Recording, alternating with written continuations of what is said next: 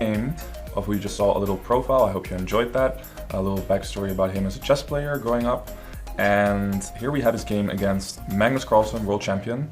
And it is Anish to move, but quite a few things have happened during our little break. So let's quickly look at where we left off, which was right around here.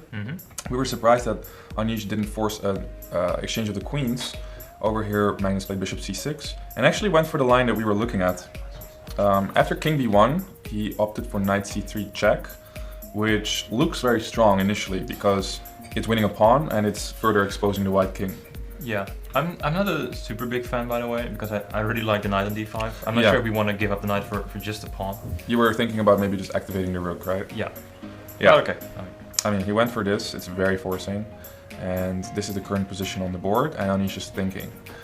So, initial, thoughts about this position were that it looks quite bad for white, simply because his king is so much weaker than the black counterpart.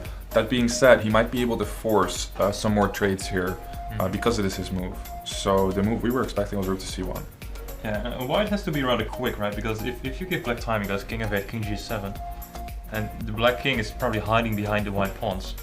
And the white king has no place to hide. Nope. I mean, you could say he's hiding behind these two, but it's not quite the same feeling. No, because black can easily lift the rook and bring it to the AOB file. Yeah, exactly. Yeah, so it's kind of vital for him to be able to change after rook to c1. So for example, he played rook c1. Yeah, the move has been played. If you check, of course you don't want to go king a1, but you want to play queen to b2. And after any other checks, you're probably going to keep insisting on this. Can you check on b4 instead? So you're the endgame expert, right? Especially pawn endgames, yes. Especially pawn endgames, yeah. So what about, let's say the queens get off the board. Right. So my initial thought is black has 2 passed pawns, white has only 1. Because the g pawn isn't really, passed pawn. Yeah. So first impression would be it's slightly better for black. But it's probably not that simple. Yeah, maybe first impression. I don't believe black can ever really be worse here unless you actually get to push these pawns up, right? But for example, I'm playing king to d7 to stop this one, right? Yeah. After king d7, if I give you a... Hold on, let me get that position back. If I give you a check... Okay, I'll go to... East... If the rook gets off the board, is it a draw?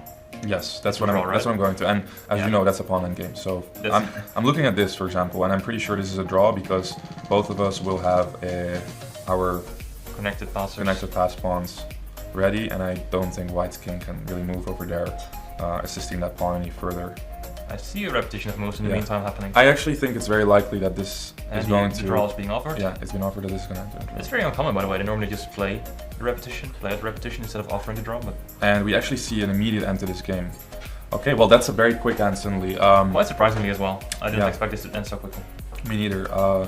It would have been, again, I think it would have been very interesting had he not exchanged the knight over here and just played on. But maybe he just evaluated it to be too risky. Yeah, most likely. And yeah, so okay, Anish is back to his old ways, as he was saying before. But that being said, I don't think this was necessarily a boring game. This opening was quite exciting, although we should thank Magnus for that, mostly playing the French. But here we see the players chatting a little bit more. Magnus doesn't look particularly amused, by the way, I must say. Well, he's laughing and joking, so they seem relieved, like both of them. It seemed somewhat. Well, I'm not sure he was relieved. I think he was in for a bigger fight than this. But okay, drawing as black against Anish is really not a bad result, obviously, for him. Yeah, once again, I think this was one of the key points, maybe if you wanted to continue. And one more time, I guess this is one of the main lines of how it could have gone. If white wants to force a draw, then just play here. Again, threaten to go to c7. You could try to go to the other side of the board, but I'll try to do the same thing, right? Where I go to d7. Yeah. So ultimately, you'll get into this pawn ending, which is a draw. Yeah, fair enough. You don't want your rook to become active, so no. No. Okay, so kind of a quick draw there. I have actually an interview with Magnus coming on, so we're going to the other